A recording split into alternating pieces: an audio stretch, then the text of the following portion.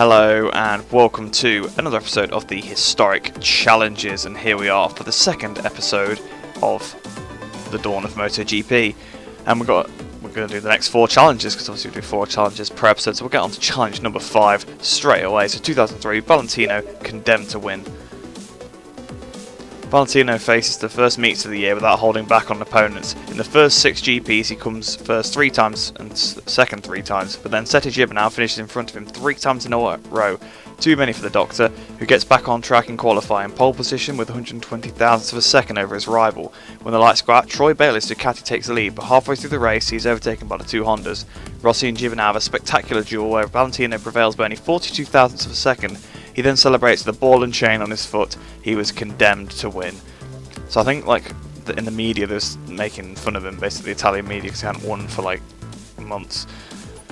So let's have a look at this then. So basically we just had to beat Gibernau by 5.699 seconds, which going by these challenges will be pretty simple to do. So here we are then, we're already in front of him, so we just literally have to resist his attacks. Well, they've only got a lap to pull 5.6 seconds out, well 5.7 virtually, isn't it? So we go, Sete's pretty close to us. 2:12.6 is the fastest lap there apparently. Oh, yep. Right, might need to redo that one. So not a good sign really then, is it? Let's have a ram wide at the first corner. But I've said it before, it just seems so weird they have to beat them by so much. It's because they don't alter the difficulties. The difficulties on like medium, I'm pretty sure, for all the challenges, regardless. So the AI is just super slow.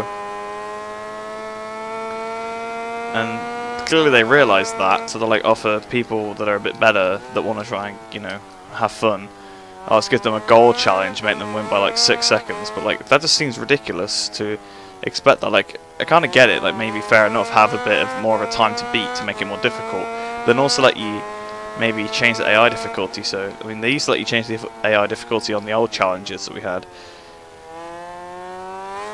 which was better, because then just beating the challenge is beating the challenge regardless of what difficulty, so everyone could have fun. You could play with the AI setting you played with, and then it was actually they're actually quite hard challenges because the bike's quite hard to ride. But anyway, I mean, I'm making a bit of a hassle of this bike, to be honest, but I'm sure I'll get used to it. How far are we in front of him? 4.5, so we've got another 1.1 to go. That's basically 1.2, isn't it? I keep really backing that rear in. It does not like my riding style does not really go that well in this game, to be fair. I need to change it. Just don't have enough time to put in to like totally redo my riding style, which would definitely do me some good, especially when it comes to league racing and stuff. About turn 12. Track extended a little bit there, but we'll pretend I didn't. Coming into the penultimate turn then. Horizon, we're 7.3 in front, so we've absolutely easily got this. So we go out the last corner then, up towards the line. What's it going to be? 1:58 on the last lap there, so pretty, well, not great.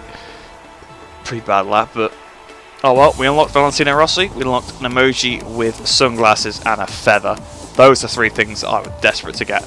But anyway, we'll go back to the menu and we'll go on to the next challenge. So we're back in the menu once again, and we're here in 2003 with Valentino Rossi once again. And this time, I think we all know what's coming. Valentino's best lap in Australia.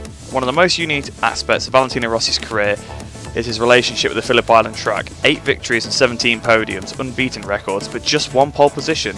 The number 46 was obtained in 2003 in his penultimate MotoGP race with Honda.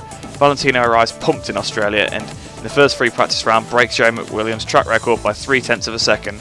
Not content with his first qualifying session, he beats his own time 4 times, repelling Loris Caparossi's attack. The next day he improves by 563 thousandths of a second, leading the Ducati over 0.4 of a second back. Okay, so actually, I was wrong. Never mind, I thought this was going to be a different challenge. It is a qualifying challenge, so we've just got to beat a 131.5. So we're on track then. And I'm a bit confused about this challenge because, to be honest, you see Rossi, you see 2003, you see Australia, and you just assume, oh, it's going to be like winning the race by 15 seconds or something like that, because obviously that's what he won. He won about like 15.4 seconds, I think it was, because obviously he overtook under a yellow flag by accident. and then he got a 10-second penalty, so he decided he was going to still win the race anyway. So he just went away and won by 15 seconds. But no, it's just a qualifying objective. So they love these, don't they? Just giving you like randomly one lap to do something. I mean, I'm terrible at the game. If I was good at the game, it would definitely help, wouldn't it? I'm sure last time we did something at Phillip Island with McWilliams, I turned in too early at Doohan's as well. At least I didn't crash this time through the southern loop.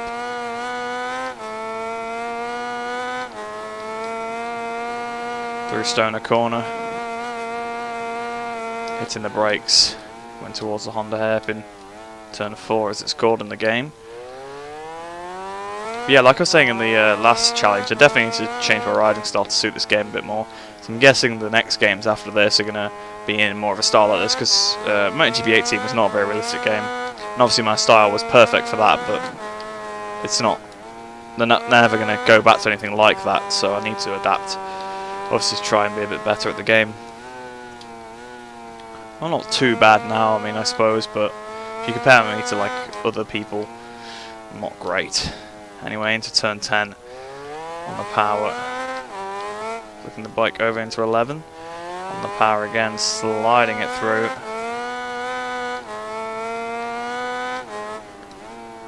Into 12.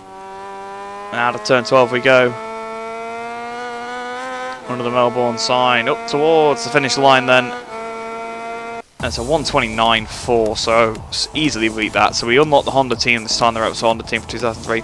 We unlocked a Shark, and this time we got basically the same sticker as last time, but it's a green leaf. Actually, is that a feather? It might be a feather, I don't know. But anyway, back to the challenge menu, and we will do the next challenge. So here we are then, in 2003, once again, with Valentino Rossi. I think this is the last one though, the last Rossi 2003 challenge. So it's Valentino Rossi says goodbye to Honda. Valencia, Rossi's farewell race for Honda. He dominates qualifying, distancing his colleagues by more than 0.6 of a second. But he really wants to work his socks off in the race. Oh, sorry, really has to work his socks off in the race, I was going to say, that makes sense. Because Seto Gibernau and Loris Capirossi won't be beaten easily. They're separated by only 0.5 of a second after 11 laps. Then Valentino raises the pace and then leaves the Ducati rider behind. Sete, however, does not give in. He attacks continuously. Rossi doesn't drop the pace until he loses him. It's the 33rd GP win in 4 years with Honda. So I'm guessing we're not going to have the Austin Powers livery, which is a bit of a shame. But we have to win by 4.1 seconds. I'm guessing we get one lap to this then. We must only get one. Right, so we're on the track, and yes, we do only get one lap. Although we've got quite a bit. We've already got about 1.5 seconds over him already. So, I mean, so they're giving you a 1.5 second lead to defend on the last lap if you're like not very good at the game. At 1.1 then. Okay, we're 1.1 in front of it. What? Okay, well, I think I might need to redo that one. Ah, okay, I see the problem now. They give you the bike with freezing tyres. Look at the tyres. Right, okay, that makes sense, because I've been braking as if I've got full grip, because I'm thinking they're going to give me optimally heated tyres, and they're not. They're giving me frozen rears. I mean, the front is 90, that's frozen for a front, so I'm being given frozen tyres. That's why I keep crashing when I'm braking at the right points. I know it's not a massive excuse for my riding, but I've been a bit all over the place, and that probably makes sense, because the tyres are freezing.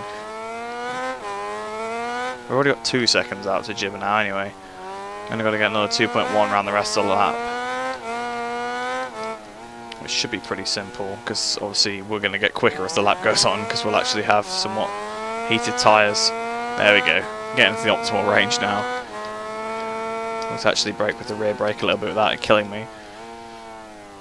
Yeah, 4.1 seconds already. We just got to get like another 89 thousandths of a second over him to achieve the challenge. Interesting thing to ask, actually, since I was talking about rear brake. How many people that play the game actually use the rear brake? Like, let me know in the comments who actually uses the rear brake. So obviously I know my style's a bit weird. It's not very much like everybody else's, as has been pointed out to me before. The way I do the gears and the braking is quite different to a lot of other people. I've gone really wide into Adrian Campos there, but it shouldn't matter because I'm pretty sure we have about 6 seconds to lead anyway. So towards the line, Rossi is going to win without the Austin Powers livery this time. 1:33 on the last lap there, so not great again. Yeah, we won by 8 seconds. We just unlocked 3 stickers. A third feather, apparently, so clearly Milestone loved the feathers here. But yeah, we'll head back to the historical challenge menu and do the final challenge of this episode. Right, so back in the challenge menu once again, and here we are. I think this is a fake event because it's not got a date. So 2004, Shaky Byrne in the Aprilia RS Cube. After winning his first British Superbike Championship, Shane Byrne was not helped by fate when he tried to show off his talent in MotoGP.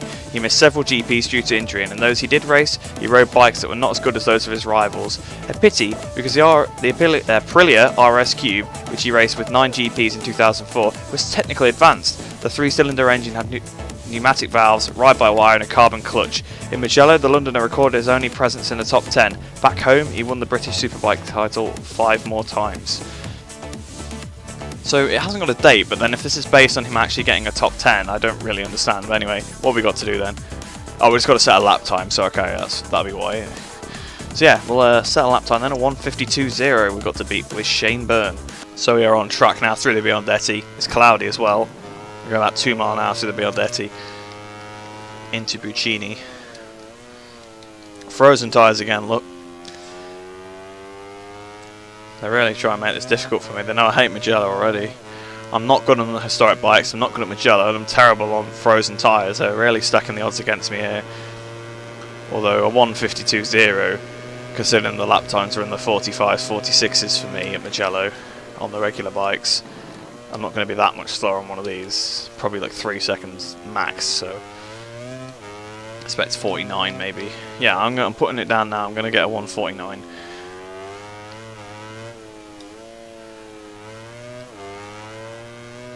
Appoggio Secco, a bit of a track extend there, but luckily they don't take the laps off you for doing that, so it's nice.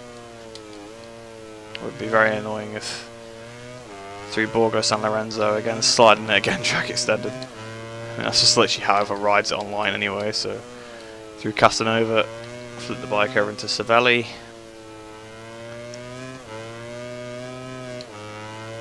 Into the 2 Arrabbiatas, pretty scary corners these. Arrabbiata 2 is worse than Arrabbiata 1, though Arrabbiata 1 is pretty good, but Arrabbiata 2 is pretty scary. Scaparia is not great as well. Scapuria? I don't really know how it's pronounced. Pelagio is usually alright. The curb on the exit can kill you sometimes, though. So we come down. Always forget the name of this one now, Carantaio. So we've actually got a pretty warm rear and pretty warm front this time. Mugello's one of those trucks that really heats the rear and the front up. It's quite strange. I guess it's because the track temperatures are so hot. Through the Biondetti. Got to watch out for the Biondetti curb as well. That can have you into Buccini now. The final turn on this Mugello circuit. You just got to wait until you can get the power fully on. There we go. Out of here we can now. Up towards the line. It's just a waiting game now. Up towards the line. 47, 48. 49.6, I told you I'd get a 49, worked it out. Worked out probably how much time I would lose on this bike. It's about 3 seconds it seems. So yeah, so we unlocked Shane Byrne, the team and a bear sticker, so no feathers this time. But yeah, we'll head back to the historical challenges menu and that's where I'll end off the video. So that is another 4 challenges complete. And to be honest, better than the last episode since 2 of the challenges were the same in the previous one, so that was a bit annoying. I just realised as well that actually it tells you what kind of challenge they are before you go on them. You can look, there's a timer when it's a qualifying one, and then a little objective thing next to the timer when it's a race. So we've got all qualifying ones in the next episode it seems. But I hope you have enjoyed that one. I will be back with some more historic challenges because I don't know when MotoGP 20 is going to be released yet, because I'm recording this before any teaser. Well, the teaser trailer's been out, but the actual trailer for it I think is coming out on the 20th. Although I could be wrong at this point because I'm recording it in advance. That hasn't come out yet or anything, so I don't know about when it's going to be released. So I don't know how frequently I'm going to have to release these episodes to get them out. So it should be somewhat frequent anyway. But yeah, like I said, I hope you enjoyed that one. I hope you enjoy the rest of your day, and I'll see you in the next one.